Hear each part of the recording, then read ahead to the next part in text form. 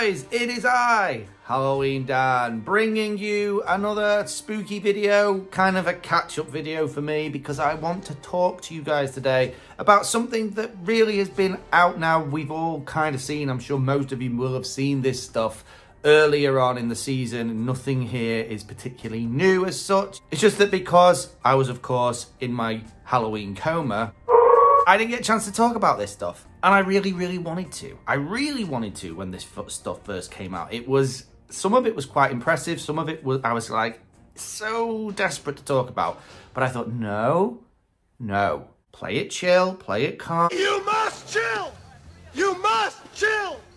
Talk about it in the new year. It might even be the first thing you get to talk about, and then of course it wasn't. So that's what we're doing today, because today what I want to talk about is I want to talk about those props that came out at the end of last year, around November, December time, from Spirit Halloween. But I also want to talk about some props that are just referred to as unreleased props from SVI, which at least one of them is really quite interesting to me. Let's do this.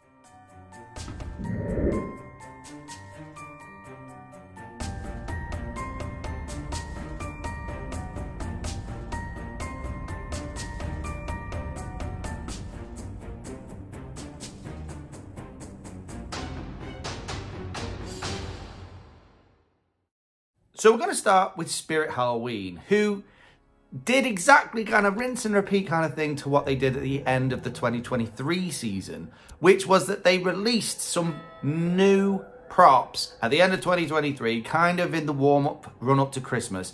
And no one was really sure what it was about. Were these props for the 2024 season? Were these props for just for Christmas? No one was quite sure what that was all about. And then they did it again. They've done it again last year / this year. We're no one's really sure whether these props are going to be in the main lineup this year or whether they were just a one-off thing again. No one's really sure. I hope in particular that one of these props does appear later on, because I think it needs its time in the sun. But we're going to start with the prop that interests me the least. And to be honest, I don't think it interests a lot of people. I'm not alone in saying this, that it's a pretty poor prop in some respects. But I'm not going to judge, because yes, it's a clown. It's a clown. Of course it's a clown. This is Spirit Halloween. Of course it's a clown. This is Lucky Liz. So Lucky Liz is a clown, a groundbreaker clown, and she's just kind of flailing around on the floor, and that's about it. Now I'm going to be impartial. Just because it's a clown, it doesn't mean it's bad. And there are one or two unique features to this prop. First of all, it's a girl. You don't see many female clown props. There's not tons and tons of them. In fact, I can't even remember the last time I saw one. But here she is. She's a girl, clearly, called Liz. She's got this green, long curled hair that appears to be in sort of a pair of like ponytails or whatever they're called. I'm not quite sure what they're called. She's a pretty weird looking clown. I actually quite like the face mold in some way. But of course, everyone has gone, this is just a reskin of Lucky Bottoms from a few years ago. And yeah, once you see a picture of Lucky Bottoms alongside this particular clown, you go, oh yeah, that's exactly it. This is exactly what it is. I didn't get that at first, because obviously I'm not a clown fan, so I didn't necessarily put the two together. But then now, yeah, it's clearly Lucky Bottoms dressed up as a girl. The outfit's quite colourful, and the one thing I really do like about this, which I liked about Lucky Bottoms, and I also like this in another completely unrelated prop, Twitching Banshee, is that kind of loose head movement that this prop has. So as it's sort of spinning around a little bit, as it's sort of moving, the head kind of bobbles about, kind of loose on the neck. And I like that. I always liked it in Twitching Banshee, and I think it kind of just makes these animatronics look disconnected from reality. It makes them look disjointed and creepy, and there's something about that head bobbling about movement that just makes me think, oh, this is a creepy thing. I don't know why, I just do, and it works particularly well in Twitching Banshee, I always thought, which otherwise could be quite a cartoonish kind of character, and it kind of works in this prop too. Of course, the main problem with this prop is that it's just a reskin. From what I gather, everyone was kind of like, it's a bit lazy. Like, it's literally just, they've taken Lucky Bottoms, turned it into a girl called Liz. They've dressed it, Lucky Bottoms, up as a girl. It's the same face mold. It's the same everything. Even what it's doing is exactly the same. Lucky Bottoms just kind of laughed maniacally as it kind of did that turning of the head thing. And this is exactly what Lucky Liz does. She does exactly the same thing, except with a female maniacal laugh.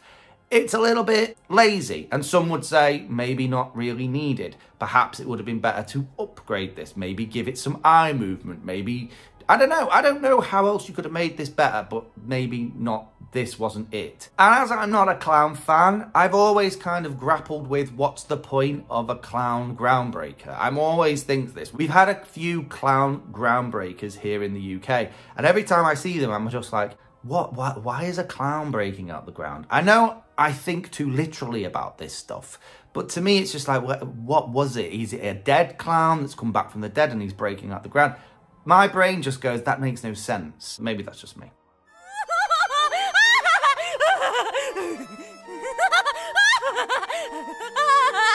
But there was one prop that was released at the end of last year from Spirit that absolutely floored me and made me go, wow, okay, Spirit, you're back in the game as far as I'm concerned. And that was their Frankenstein's monster. Everyone on here will probably know I've got a bit of a soft spot for the classic Universal monsters. Frankenstein's monster in particular is one of my absolute favourites. And when I saw this guy, I really did go, wow. Okay, this is kind of cool. Now, last year was dominated by a different Frankenstein's monster in the form of the Home Depot Frankenstein's monster. And I'm just going to say it, I think that one's still better. I still think that one is the winner, the one I would choose if I had to choose between the two. But there are things about the Home Depot Frankenstein's monster that could have been better. And I think it's on just a couple of things, this one does a couple of things better than the Home Depot one does. And they're pretty simple things. The first thing is the actual look of this Frankenstein's monster, the face mold in particular, which as far as I can see looks far more like the Boris Karloff classic Frankenstein look that you want to see in your Frankenstein's monster. He's got the classic flat top, the big forehead, the bolts sticking out of his neck just exactly where you want them and not lighting up. The face is scowling and angry looking. It's exactly what you want from your Frankenstein's monster as far as I'm concerned. And when I think of Frankenstein's monster, I think of that Boris Karloff look. I can't imagine it any other way. So to have a Frankenstein's monster that looks like that, I think wins every time. Whereas the Home Depot Frankenstein's monster, the face was more rounded out. It was obviously clearly sort of loosely based upon the Boris Karloff Frankenstein's monster, but there was something about the face mold that looked a little bit too almost friendly at times. Because of the movement of the face and the eyes, it had a lot of different facial looks. And some of them were almost a bit perplexed looking, like a bit, almost like confused more than angry. And I kind of want an angry Frankenstein in my Halloween, not a confused looking one that's like, why am I here? The second thing I think is better about this Frankenstein's monster is the costume, the outfit. A lot of people's critique of the Home Depot one last year was that the outfit was kind of very basic, very sort of, it was obviously quite cheap, probably to keep prices quite low, and a bit sort of maybe a little too basic. I don't know. If you're spending that sort of money on a prop, you want it to have a nice outfit, and it kind of didn't. Now, the reports I heard was that everyone who bought it, the outfit was actually better in real life than it had looked sort of in the pictures and the footage, but it was still not very good. And this Frankenstein has what I would class as a proper Frankenstein's monster outfit. You've got that dark grey sort of jacket, black pants, he's got a black shirt on underneath the jacket. It all just looks very well put together. He looks like he's been tailored almost, this outfit. It looks like it suits him down to the ground. This is how you want your Frankenstein to look. And the addition of the chains around the wrists is a great little addition. I think that goes really well with him. The other thing I also think is slightly better about this animatronic is the actual movement of the prop. Now, I'm not talking about facial movement because this animatronic doesn't have any. The facial movement side of it, the Home Depot one, wins out every time. It's a great lot of facial movement we've got with that prop. It looks really, really good. But the Home Depot one's arms just kind of move up and down a little bit, and that's all you get. This guy actually has a very slight lunge. So his arms rise up and he lunges forward ever so slightly. And I like that. I think Frankenstein's monster, suits a lunging motion a lot more than most props do. And it's a very subtle lunge, but just enough that you can tell he's lunging towards you. And I like that. I think that's really good. Now, there are obviously things about this Frankenstein's monster prop that let it down, i.e. the lack of facial movement of any sort. It's not even moving its mouth to the groans and stuff.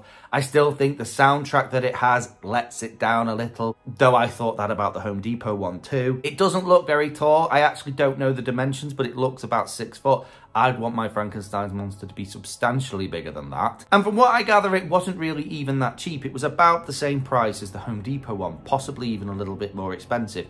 And I was like, well, if you have to pick between the two, the Home Depot one wins. It might be lacking in some areas, but not enough that this one would win out over it, in my opinion. But to be honest, my true opinion about it is that if you were to amalgamate the two, if you were to take the facial movement and the sort of the overall body movement of the Home Depot prop and add in some of the lunging features and also that Boris Karloff face mold of the Spirit Halloween monster, I think you'd have the perfect Frankenstein's monster prop in some ways.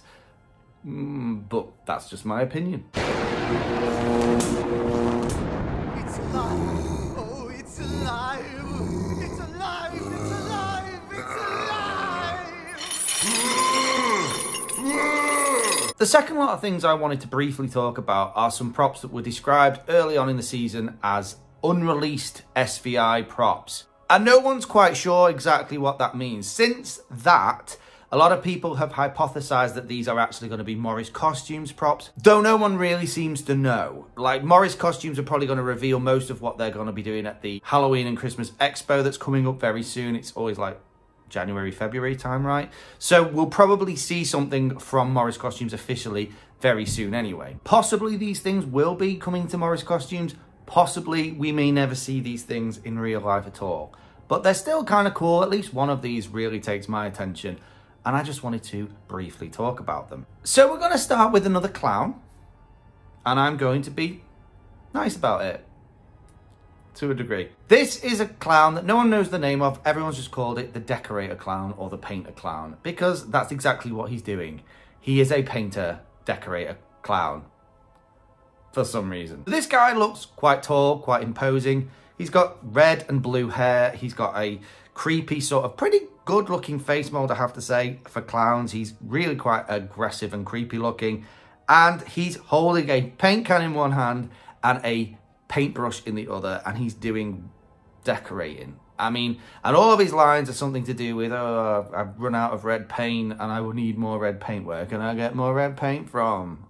All that kind of stuff. It's interesting. It's different. I've never seen a clown do anything other than circusy type things before. And like with the women plague doctor thing, I'm not saying women can't be plague doctors. You break that plague doctor ceiling, women.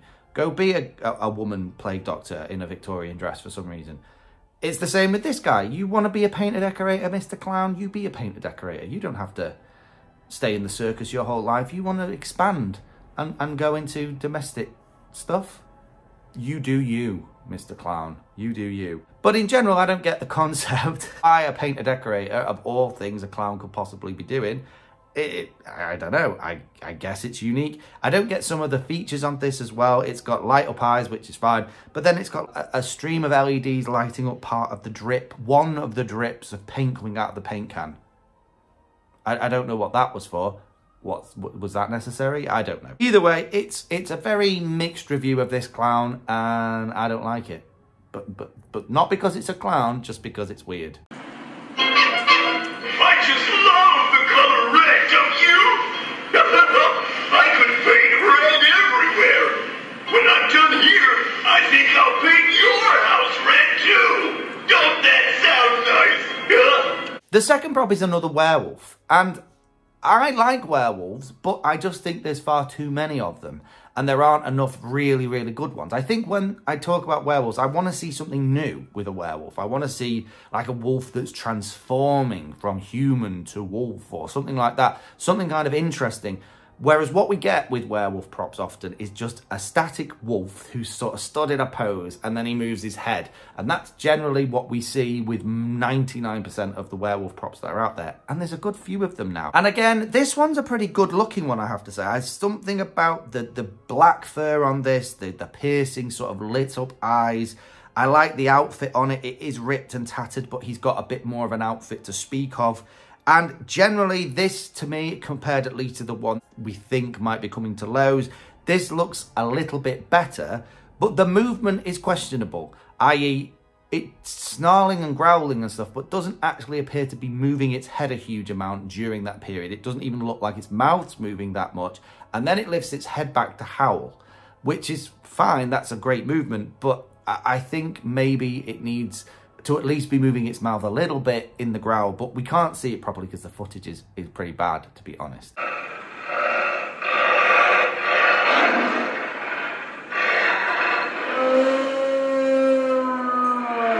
But the one I'm most interested in and the one that I really like is just, everyone's calling like, it's like the cemetery ghoul, or is it the, I don't know, the graveyard reaper? I don't know what exactly this is. But this is my wheelhouse. This is exactly the kind of prop I look for and like. And it's a pretty cool looking thing. We've got this kind of hunched over, Reaper-esque kind of prop with big green eyes. Kind of reminds me a little bit of Jack Stalker. I think it's the hands and the big head skull mold. I don't know, it just has that kind of vibe about it. The outfit's pretty cool all in all. It's got this green creepy cloth hanging down. It's got this dark, muddy kind of trousers that almost look Scarecrow-esque in some respect. But I think what it's supposed to be, what really sets it apart, I think, is the cemetery tombstones on its back. And what I like about this is that this seems to be, at least, a creature that is part of the cemetery. So it's almost like the cemetery itself has come to life. Now, I love cemetery haunts. I love graveyards and stuff. I think they're Halloween 101. You can't have a good Halloween haunt without a good cemetery, right? And this guy is part of the cemetery. That's his whole shtick. He is the thing. He is the cemetery itself come to life to take souls, if you like. I like that. I think it's a really good idea. The negatives are there's not a huge amount of movement here. It's just sort of moving its arms and it's moving its mouth, at least, to talk to the phrases, which are all about, I'm going to take your soul and all that kind of stuff. It's a pretty cool concept. I just think it could have done with maybe a little bit more movement. Possibly have been a little bigger. There's no idea how big this is, but to me it only looks like it's about 6 feet in height. So maybe something a little bit bigger and more imposing would have been better. I've been roaming these desolate lands for 1,000 years. I'll consume whoever is foolish enough to get in my way. But at the minute, it's all just up in the air. Like I say, these things may come to Morris Costumes. They may come to someone else. We may never see them released at all. Who knows? But we'll just have to keep watching, right? Part of the fun of this time of year is the suspense and the unknown. Anyway, hope you've enjoyed watching this video about these new props potentially coming to Morris or wherever, and also the spirit ones, which I hope the Frankenstein's monster at least does become part of the main lineup. But we'll have to see. Anyway, guys, thank you so much for watching today, and I will see you in the next one. Keep it spooky. Bye.